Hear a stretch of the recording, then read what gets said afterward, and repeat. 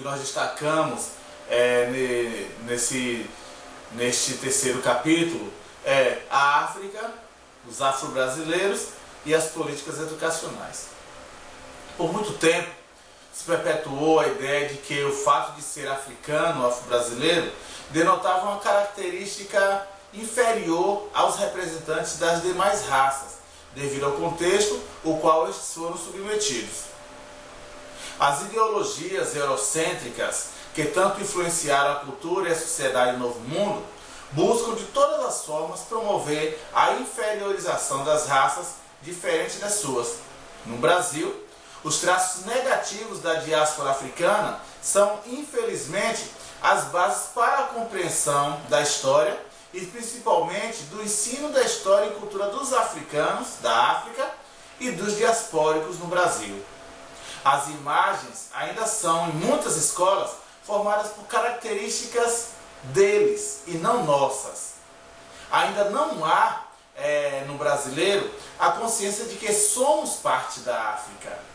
Não querem saber que o que resta de liberdade hoje, mesmo que condicionada, em plena contemporaneidade, é fruto de constantes lutas e de muita resistência.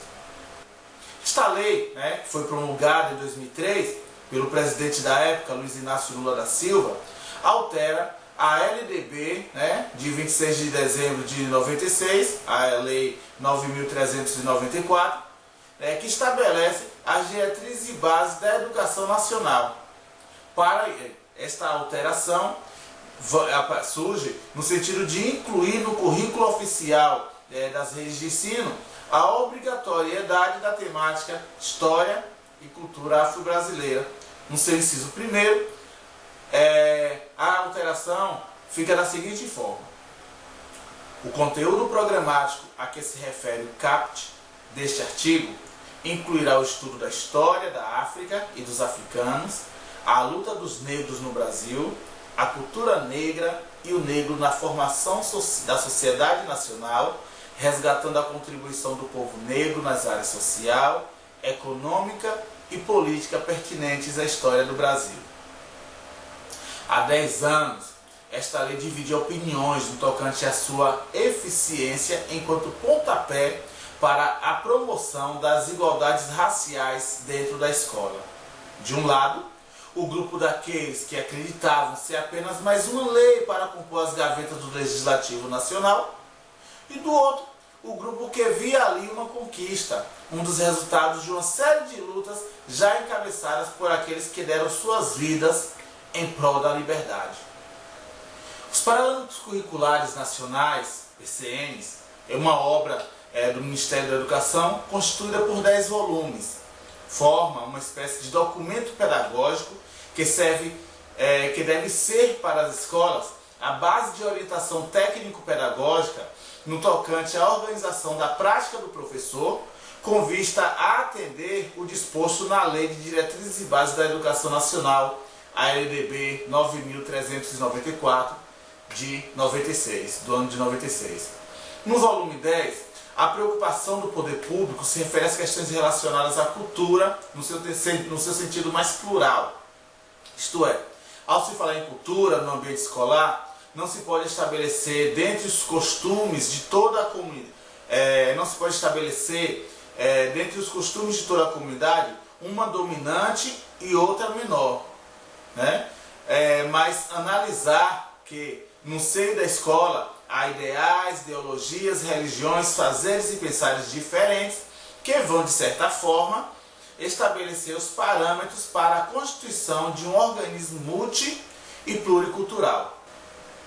A temática da pluralidade cultural diz respeito ao conhecimento e à valorização das características étnicas e culturais dos diferentes grupos sociais que convivem no território nacional, as desigualdades socioeconômicas e as críticas às relações sociais discriminatórias e excludentes que permeiam a sociedade brasileira, oferecendo ao aluno a possibilidade de conhecer o Brasil como um país complexo, multifacetado e algumas vezes paradoxal. Neste sentido, a proposta se configura exatamente contrária às práticas que estão presentes na escola. Orienta-se que a escola seja a referência para o aluno em termos de conhecimento e reconhecimento sobre o que é do outro, ao tempo em que, a partir desses pressupostos, aprenda a respeitar a diversidade de verdades que povoam o território.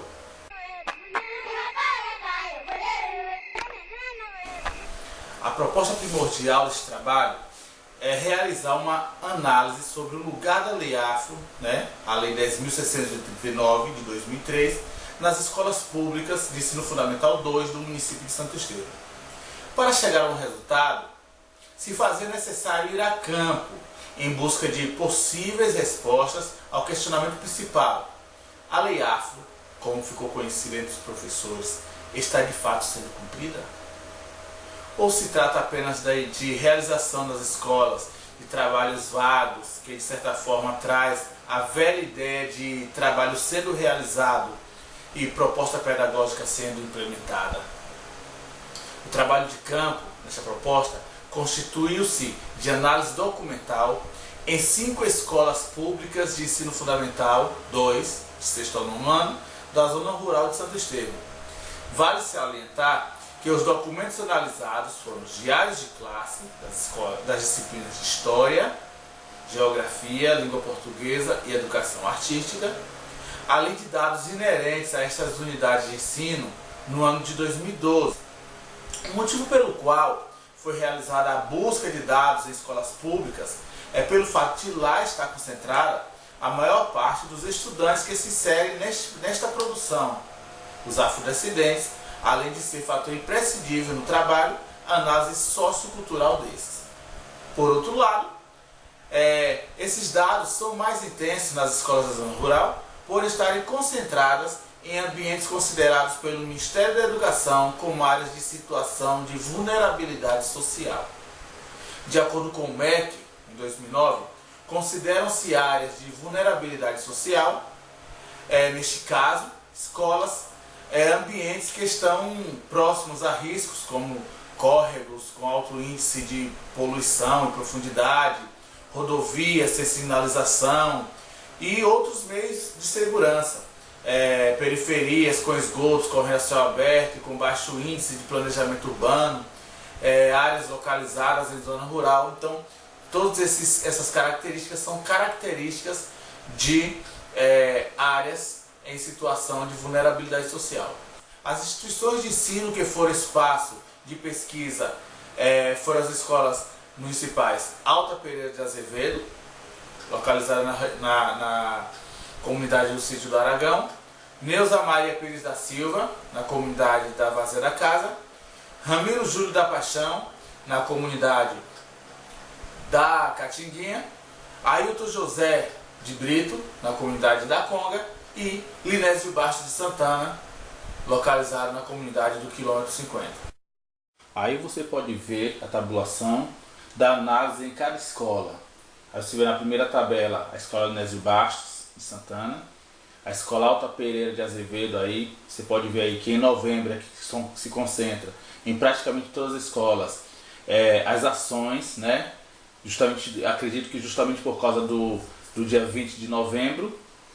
Você vê aí também os dados da escola Neuza Maria Pires da Silva, então quase nada conteúdo. E se você der uma olhada, a escola Ramiro Júlio da Paixão que vai ter assim muitos conteúdos sendo trabalhados.